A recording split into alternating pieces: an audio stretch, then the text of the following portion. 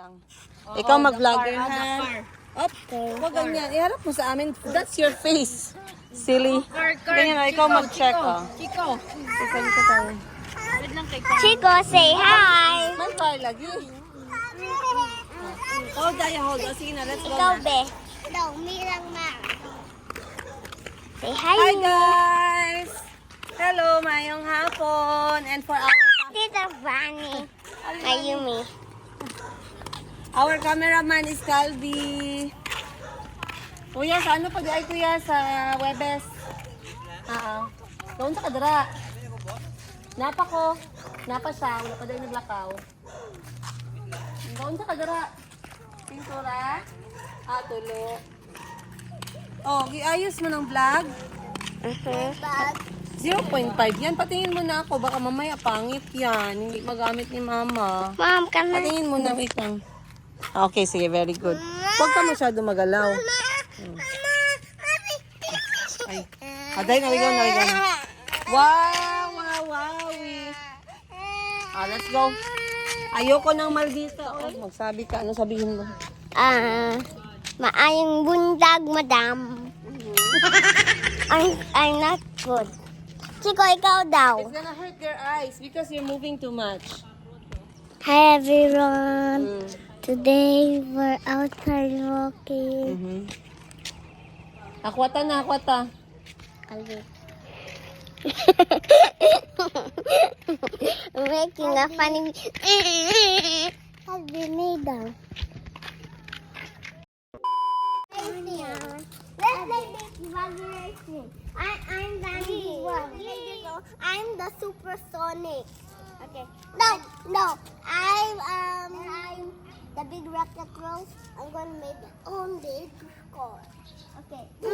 Mom, you say ready, say go. Ready, set, go!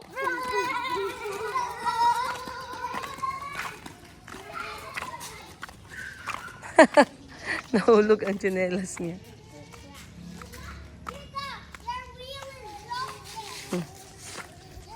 Ngayong hapon guys, ako na yung pinaka-antok sa lahat ng tao sa mundo ngayon.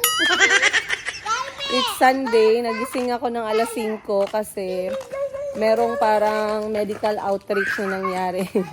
Malapit dito sa amin, sa barangay. Mayroong free check-up sa mata, free health check, merong free dental check, dental services. Gusto ko sanang i-avail. So, sabi ko, gagawin namin. Hindi naman ako na-expect na pagkahataas-taas ng pila. Ngayon, nakapila kami hanggang alas 7. Alas 7 na. Mag-alas 8 na, nakapila. Halos hindi gumagalaw yung pila. So, sabi ko, we could be living our lives, you know. We could be enjoying somewhere, you know. Kaysa sa nakapila tayo dito, hindi natin alam kailan matatapos tong pila na to. Ang dami-daming nauna guys, tapos limited lang yung i-cater nila. So, nag-alsabalutan kami biglaan, wala sa plano at dinala ko yung mga anak ko sa karagatan. So, ngayong araw, Sunday, nadala ko sila sa dagat kasama ang kapatid ko, si Bani at mga anak ko. And we spent long time there. Kasi I notice yung mga anak ko lately madaling nagkakasakit, no? Come! Halika.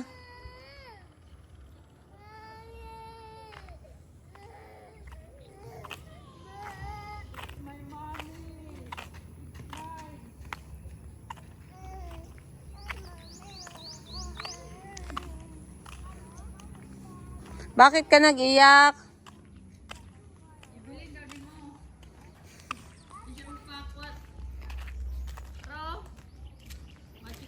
Si Mimi at ang ribbon ni Mimi. Hi my love, bakit ka nag-iyak? Huwag mag-iyak, cute ko. Yun o. Asa? Akala ko si Mimi ang cute eh. Hey, of course, always. Always and forever.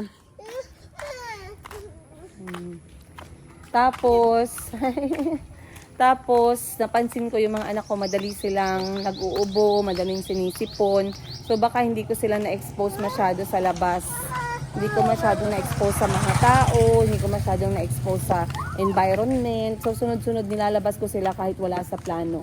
Katulad kahapon, Sabado, dinala ko sila sa isang flowing spring water. Op! Come back here! Ay! Shh! Ay! No! Gagana sa pan.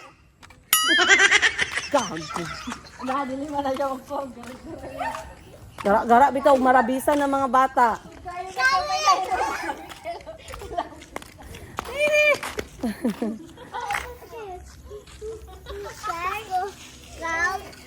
Paano? Pog stick din.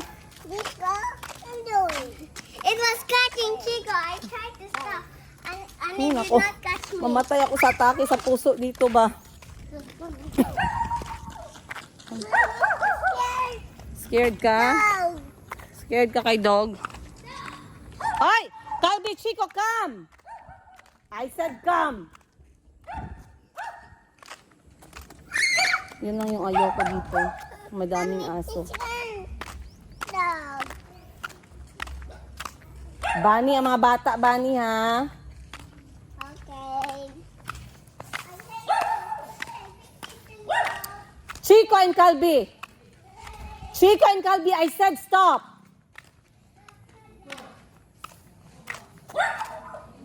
Ay, you wait. Come. What did you say? You wait.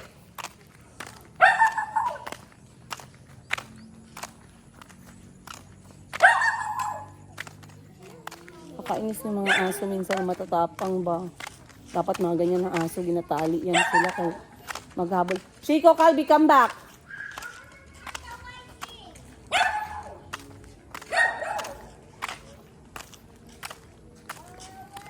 So, gidala namin sila sa dagat and punuan ng dagat kapag ka Sunday. Pero may nakita kaming dagat na kahit na maraming tao, ay marami pa din space. So, talagang nag-enjoy yung mga bata. Talk to them. Come everywhere. Everyone on the street.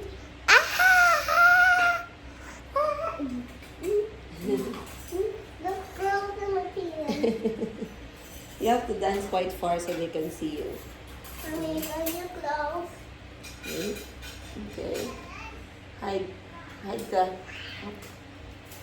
Then 1, 2, 3, go. Nice one. Go. Everybody scream.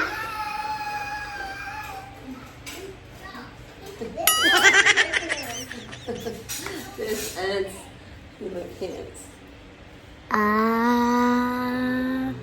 Chico's going to school.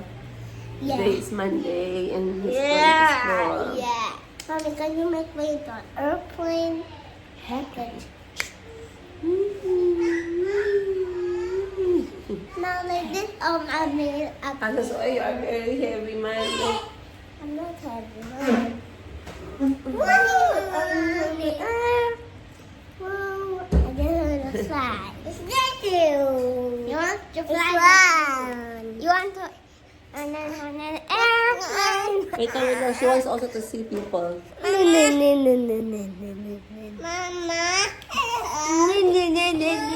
Chico, let's you're going to say no. Then I'm second to say no. Nabalik na si sister niyo. Huwag lagi ganyan. Yan, I will hold. Sige, what do you want to say pala? Yeah, mommy. Wait lang, kay Mimi wants to talk also. Yeah, it's a meter. Get out. I call you Mimi. No. Kiss her, kiss her. She wants to kiss.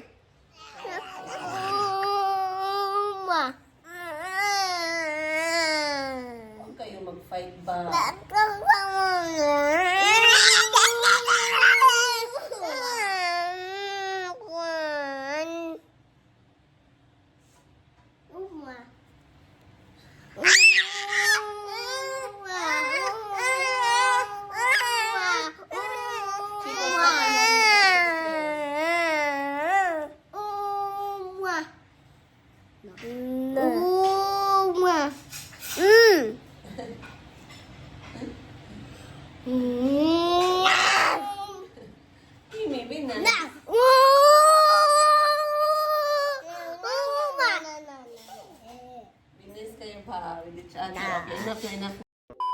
Yung aking phone, no? Hindi talaga ako nagpa-disturbo guys ang buong Sunday. Actually, Sabado din, hindi ako nag-ano kay gusto ko mag-focus sa time ko ba kasama yung mga bata. Kasi lately nga, napansin ko na yung mga bata, madali na lang sila mag-ubo, madali na lang magsipon.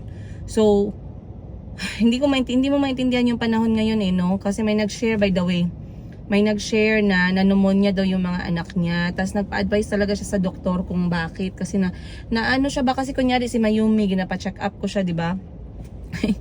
Good morning muna guys. Pagkabastos naman natin, wala naman tayong greeting. Maayong bungkag sa inyong tanan. Sana maaga pa kayo na bungkag katulad ko. Time check, 8:00. Andito na po ako sa Nissan ngayon dahil ipapa-maintain na maintenance itong aking kotse. At sana ay okay kayo ngayong buwan ng Enero. Sana lahat ng kalahati ng mga utang na bayaran na, yung kalahati dahan-dahanin na lang natin, no?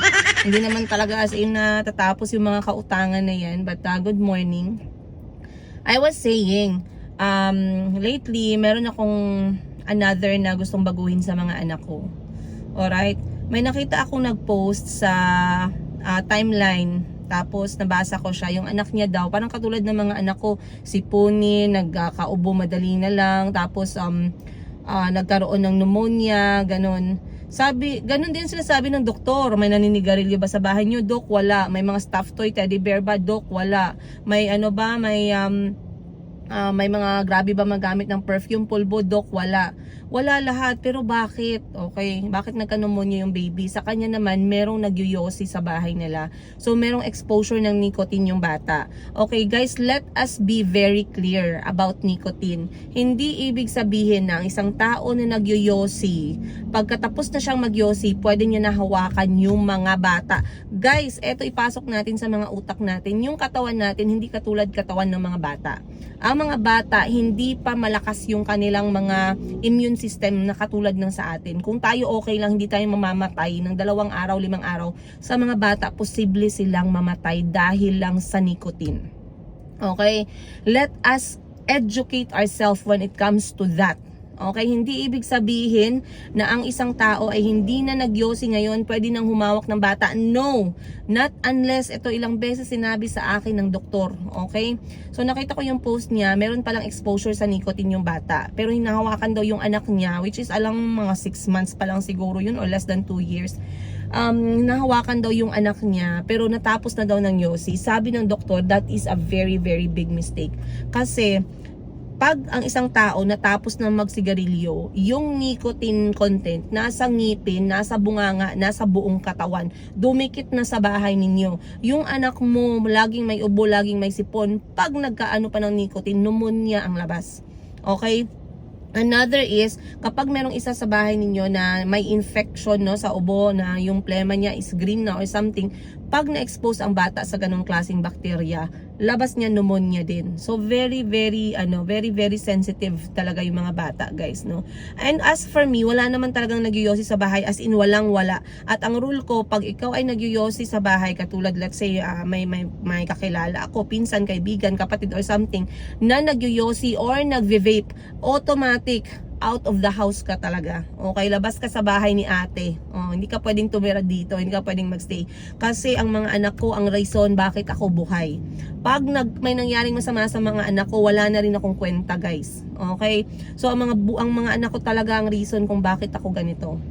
8:00 gising na ako kasi ihatid ko tong kotse, then maghahanap ako ng pera. Alright? So, ang mga anak ko may history ng pneumonia. Si Kahil din, ikalawang buhay niya na to. Kung hindi ko nakwento sa inyo, Kuya Kahil, this is already his second life. Kasi nung pinanganak ko si Kuya Kahil, nagkaroon ng infection sa lungs niya dahil nagkaroon siya ng meconium intake. He had to stay sa hospital ng 1 buwan para linisan yung kanyang lungs dahil bumaba na lahat ng dumi. Okay? So, na-expose na si Kuya Kyle sa pagkadami-daming x-ray. Days pa lang after ko siya pinanganak. I had to leave the hospital without him. I have to go back to the hospital every day just to see him. A lot of kids dies sa ganung klaseng case ng kay Kuya Kahil, or lumalaki sila ng may asthma, may pneumonia. But for Kuya Kahil's case, it was I think dahil na din sa sports, no, sports exposure, but like what I'm saying, I'm trying to change etong routine ng mga anak ko. So, Sabado guys, wala sa plano, dinala ko sila sa isang spring resort. I don't care kung inuubo kayo, sinisipon kayo, maligo tayo, maglaro kayo ng dumi, i-expose ko kayo, nilabas ko sila ng alas 7 ng umaga. Naligo kami sa spring resort. Okay, kasi nilalabas ko, nagkakasakit. Hindi ko nilalabas, nagkakasakit. Wala nang life yung mga anak ko kasi ikukulong ko lang sa bahay dahil lang takot kami sa bakterya or takot ako magkasakit yung mga anak ko. Pagka Sunday, sinakay ko ulit yung mga anak ko, dinala ko ulit sa dagat, you guys. And as you can see, I have amazing photos of them having fun. Ipi-play ko dito no, habang nagsasalita ako. And yesterday, as I was sitting there no, sa dagat, tabing dagat, kasama yung mga anak ko, ang dami kong na-realize, by the way. Na-realize ko na mas masarap yung buhay ko ngayon na single nanay ako. Totoo lang, guys. Sorry na lang talaga no sa ano. But my life, this part, I will say it in English. My life and my children's life is a lot better, a lot happier, a lot more peaceful now that we don't have my ex sa buhay namin. We are happier. We are even doing things that we did not used to do nung may asawa pa ako, guys. Imagine nyo yan.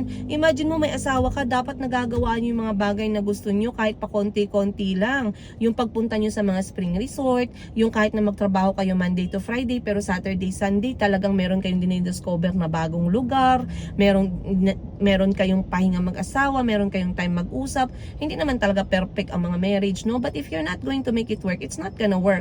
It takes two to tango. I know you heard that a lot, but it is true.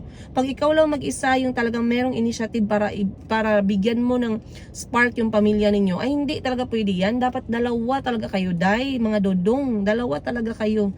Okay? And for my case, lagi na lang ako for the straight 2 years. May nagsabi 2 years ka lang nag-agwanta. Yes, 2 years na ako mag-agwanta, huyo. Para mag-agwanta ako sa'yo ng 6 years, 7 years, 8 years, 9 years. Kung wala kang initiative sa 2 years, wala ka ng initiative sa next na mga years pa.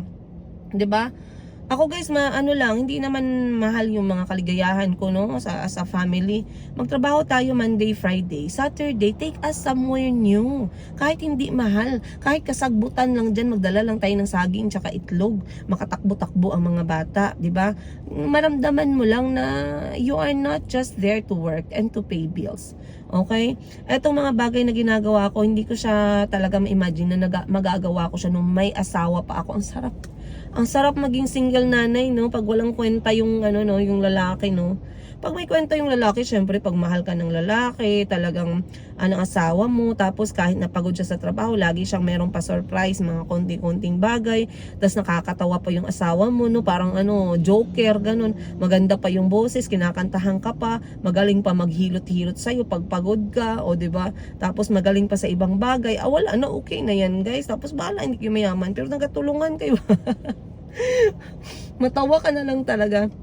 Pero kung yung iyong partner naman ay hindi mo naman partner talaga, may sariling plano sa buhay, ikaw naman yung role mo naman as asawa, maghanap ka ng pera, pagdating mo ayusin mo pa yung bahay, linisan mo pa yung bahay, make sure na maayos pagdating niya, pakainin mo pa yung mga anak mo, pag nagkasakit dalhin mo pa sa ospital, tapos i-make sure mo pa na yung mga anak mo ay hindi natutoxic sa life by giving them some entertainment, taking them out, eating out with them, letting them meet your friends. Ako sinasabi ko sa inyo, pag kayo ay nasa isang pag-aasawa ngayon, tas feeling nyo kayo lang mag-isa, bakit? Bakit ka nandyan, Day? Yun ang tanong ko bakit ka nandyan? Ha? Kung ikaw lang naman pala mag-isa, bakit ka nandyan? Hindi man pala kayo dalawa, kaya kayo nag-asawa para dalawa kayo magsama, no? Dalawa kayo yung parang feeling mo na hindi ka mag-isa, kaya ka nga nag-asawa, yun ang hindi ko mag-gets Kaya ka nga nag-asawa para lagi kang merong partner. Tapos nag-asawa ka para hindi ko magets. Yun talaga hindi ko maintindihan. Kaya hindi talaga ako tumagal sa marriage ko. 4 na taon lang, 5 taon lang, walk out ako agad. Ilang taon ka ba talaga mag-stay, 'di ba? Hanggang ilang taon. So like what I was saying, you guys, I will always choose to be, if I would be given a chance, 'di ba? Pang Miss Universe na katanungan. If I would be given a chance to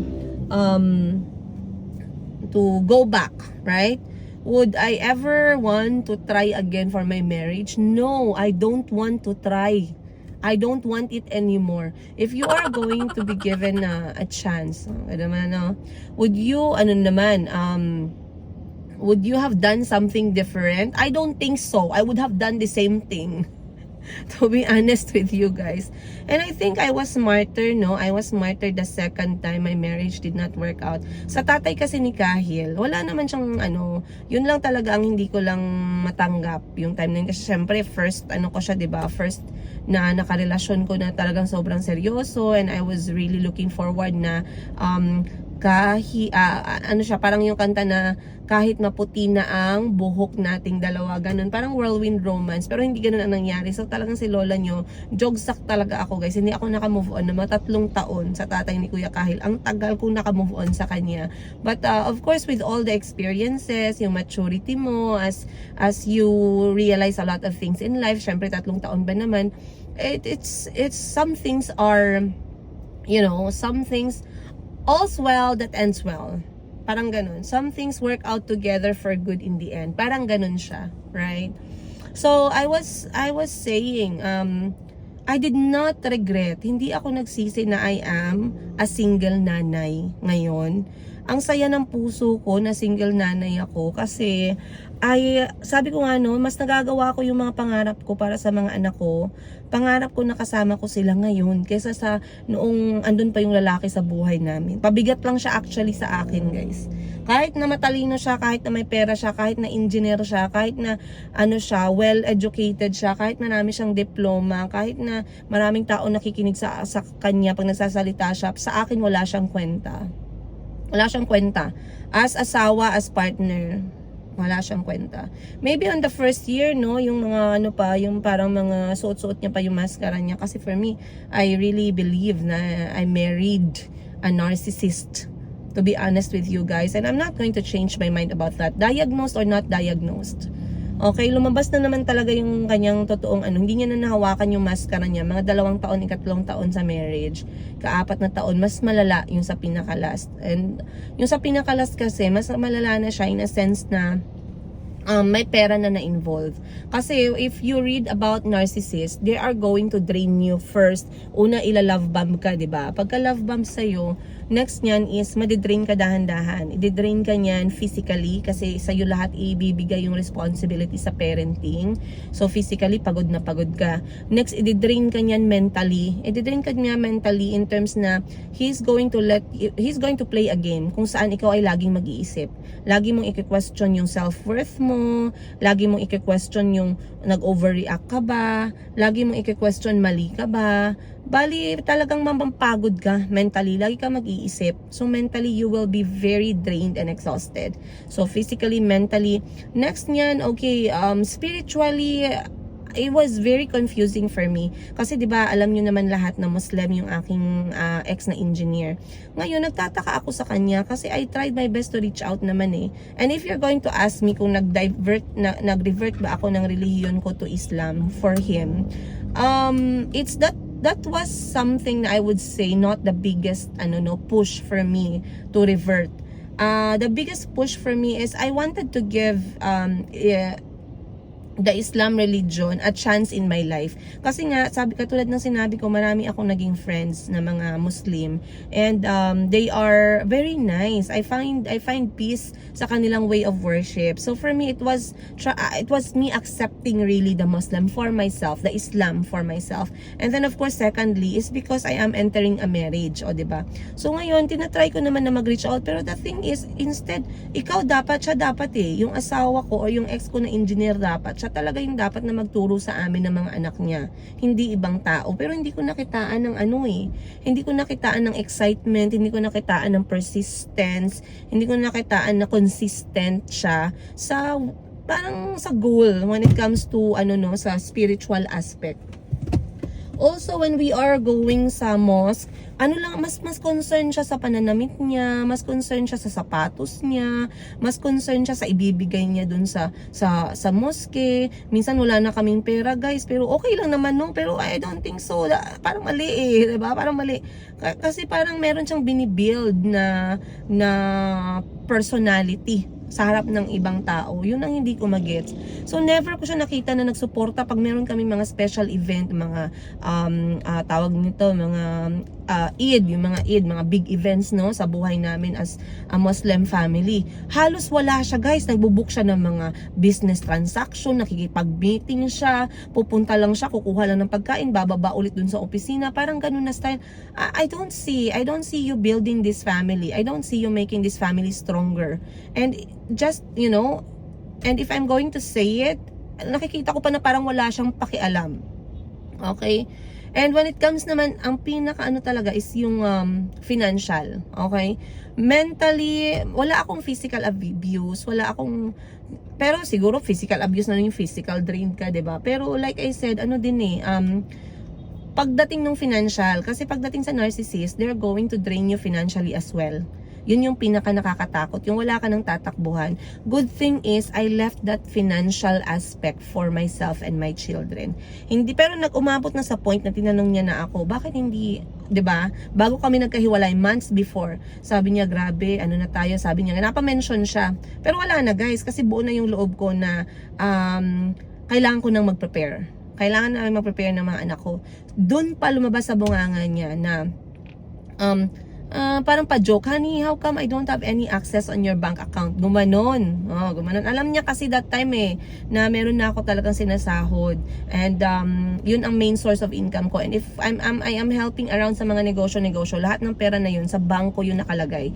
Bangko na joint account naming dalawa. Okay? So, hindi ko pinapakialaman yun. Kung ano yung ginagastos namin ng mga anak ko during that time, sa mga travel namin, labas-labas namin, kina Joseph, kay Timothy, yung mga pagbisita namin sa mga local food, lahat yun siya, guys, galing yun mismo sa mga income ko din. So ngayon, sabi niya, honey, sabi niya na joke pa, no? Joke pang ano niya, linte niya. Sabi niya, honey, how come wala akong access sa bank account mo? Ano na, grabe, hindi mo talaga. Ginaganon niya na, dinadaan niya na sa joke. Tapos sabi ko sa kanya, wala, hindi ako nag-comment, guys, nag-asmile akong gano'n. Hindi ko talaga ginasakyan, kasi change topic ko lang. That time, I was already building that savings. And by the way, when it comes to that savings, naubos talaga siya, guys, just to save myself and my children. Naubos talaga siya. And maraming nagsabi sa akin, by the way, that time, guys, no, sabi nila sa akin ng mga time na yun na kasagsagan ng paghiwalay namin, matapang ka lang kasi may pera ka, ay alangan! At take note, ang mga nagsasabi ng ganyan, guys, mga babae pa talaga. Kasalanan ko ba kung nalugmok ka dyan, kung nasaan ka ngayon dahil wala kang pera, wala kang initiative maghanap ng sarili mong pera dahil gaganong ka lang sa partner mo? Hindi ko man yun kasalanan. Pero may mga babae talaga, guys, I will never forget. May mga babae talaga na nag-comment, ano sa akin, matapang lang naman yan si tindera sa Africa. Ano daw, malakas lang daw ang loob ko magsalita ng ganun sa ex ko, kay may pera daw ako. Ay, alangan! Alangan naman. Actually, what separates? This is what I'm going to tell you. All women out there na nanonood sa video ko at sa mga video namin ng mga anak ko, lalo na ngayon na single nanay na ako, kahit ano pa ang edad mo, kahit 12 years old ka, sorry kung may mga toxic ka na narinig dito, kahit 12, 13, 14, 21, 28, 35, pag wala ka pang sarili mong pera, magsimula ka na.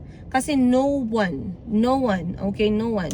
Of course, God is our big planner. We have our plans, but He has the biggest plan for us. His plan always prevails. But if you are ever in a hard situation na hindi mo gusto, just know, whatever you have in your name, savings mo, that is going to make you save yourself.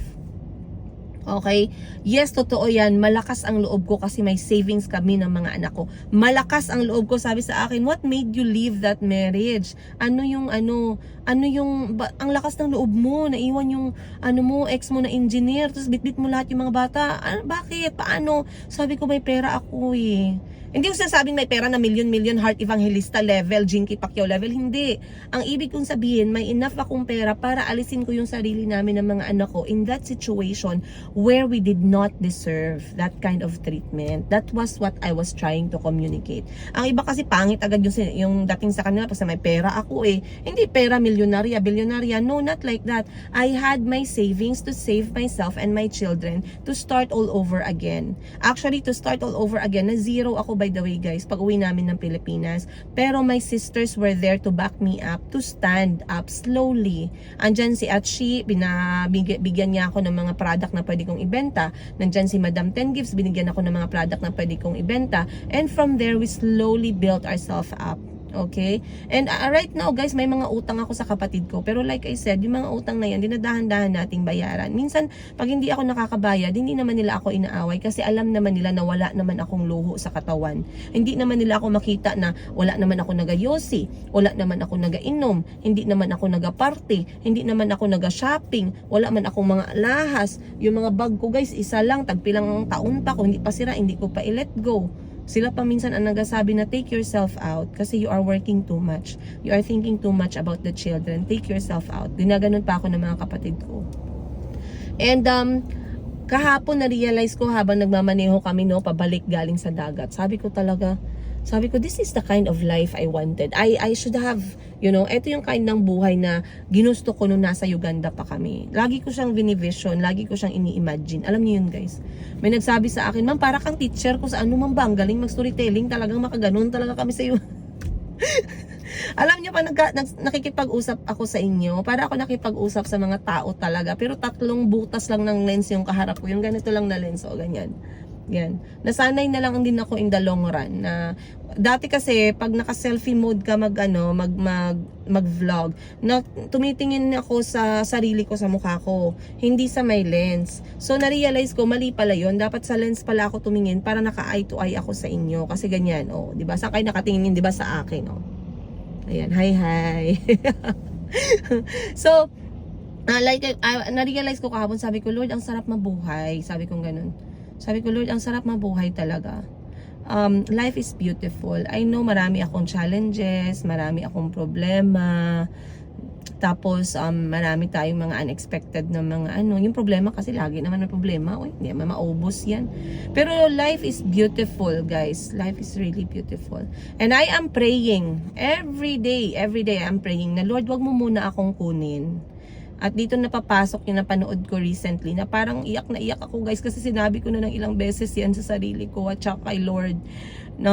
Sabi ko, Lord, wag mo muna akong patayin kasi Lord, ito lang yung kasiyahan ko. Yung makita ko yung mga anak ko na lumalaki. Ito lang yung kasiyahan ko na makasama ko sila. Kasiyahan ko na malaman na ako yung kasama nila. Paano pag hindi ako? Tapos kinakausap ko si Lord, sabi ko, Lord, pag pinatay mo ako ngayon, Lord, magiging malungkot talaga ako, Lord. Bahala ka, magtampo ako sa iyo. Paano ka magtampo? Patay ka na nga. Paano ka malungkot? Patay? Wala, gulo. Kailangan malaman mo ngayon na pag ako ay nawala, Lord, pag kinuha mo yung buhay ko, Lord, malungkot talaga ako, Lord. Makasad talaga. Wala, sabihin mo na patay na ako, basta sad talaga ako niyan, Lord. Sabihan na kita in advance. Ginaganon ko talaga, my happiness is very hindi expensive, ganun, konting dagat lang, konting itlog, saging lang, makita ko lang yung mga anak ko, yun lang talaga guys, yun lang yung kaligayahan ko. So, what's the point of this video is to let you know that it is not a bad thing to be a single mom. I am not encouraging you to become a single mom, but I am encouraging you to stand up for yourself and to do not forget yourself. Kahit na may asawa na kayo, may mga anak na kayo, you are not living only for those, okay? Hindi ka lang nabubuhay hanggat kasi ikaw din ang source Pag ikaw nanay ka, ikaw din ang source ng kaligayahan ng mga anak mo. If malungkot ka, if pagod ka, if drained ka, anong ibibigay mo sa mga anak mo? So think of yourself. It's not selfish, okay? If you are in a very bad position sa marriage, do something about it. If that other person, if your partner is really hopeless, do something about it. It's not a bad thing to be a single mom. If I should say it, it's even more peaceful. Wala kang iisipin na na pabigat, 'di ba? Paano naging pabigat yun? Engineer, may matalino, maraming alam, knowledgeable, well educated. Paano naging pabigat? Pabigat emotionally, pabigat mentally, pabigat financially. Umabot na sa financially kasi hindi ko alam saan pumupunta ang pera niya. Kasi hindi ko naman chinecheck yung pera niya, guys eh. Hindi naman ako ganong klaseng asawa na lahat ng pisong singkong duling mo hingiin ko, 'di ba? Tapos ako ang mag-budget, hindi. Pagkapasok ng sahod niya, hindi ko alam saan pumupunta ang pera niya kasi ako na nag-grocery, ako na nagbabayad, mga 1 taon na ganun. Tapos biglang lalapit sa akin, hihingi ng pera. Tinanong ko siya kung para saan, sasagutin ako ng bastos. Ang last niya hingi ng pera sa akin, naghuhugas ako ng pinggan, kakatapos ko lang magpakain sa mga anak ko, guys. Humingi siya ng pera sa akin kasi lalabas daw siya, meron daw siyang kailangan gawin. Hindi niya sinasabi sa akin yung reason. Yung ganun na klase, bastos ka. Huwag mo akong kausapin ng ganyan kasi I don't deserve that. I know I don't deserve that. Pero hindi ko sinabi syempre. Pero talagang malapit na yun, guys. Maghiwalay na kami that time. Sabi niya, I am asking you for money. You don't have to ask me kung saan papunta yung pera. Ginanon ako, guys.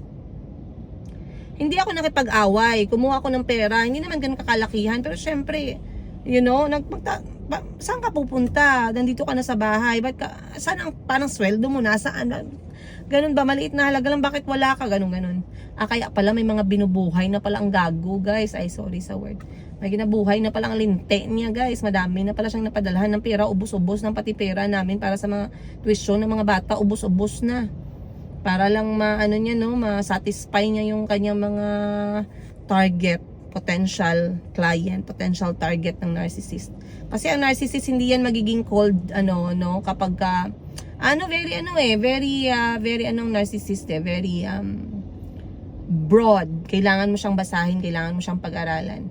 So, humingi siya ng pera sa akin, binigay ko yung pera, hindi na ako nakipag-away, but I already started thinking, this is it, you know? Eto na yung start. Dahan-dahan na ako madidrain financially. So, I let go when I had still the strength, the chance, the brain, the condition to let go. Yung parang normal pa yung pag-uutok mo ba, no? I never regretted leaving my marriage. I am the happiest, actually. And I've been asking for that divorce for the 3rd year now. Hindi pa rin binibigay sa akin. Kasi konti lang naman pirmahan niya lang yung divorce paper, okay na. Kahit nga siya mag-file, pwede na, 'di ba?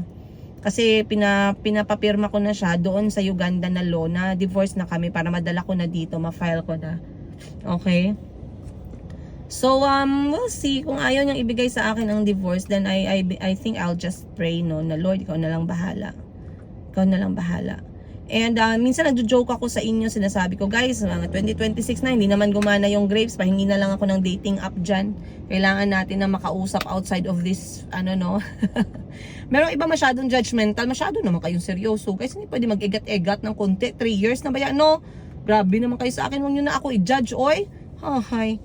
Hayaan nyo naman ako mag-egat-egat konti. Guys, kahit usap-usap lang dyan sa mga fam. Mag-egat-egat ka, may i-judge ka. Hindi ka mag-egat-egat, i-judge ka pa din. Saan na lang ako maglugar? But guys, I am the happiest. I am very happy. Right now, kailangan ko nang pumunta sa aking trabaho. Ako maghahanap buhay na. Time check natin, 8:30 ng umaga.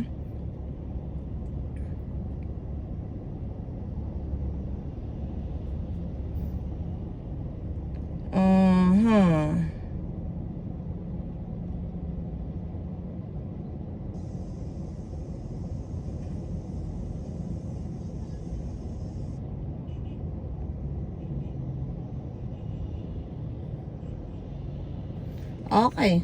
Let's go guys. Punta na tayo sa work and I'll see you on the next one. Much love, Princess Ika. Ano ba yun? Paano ba yun?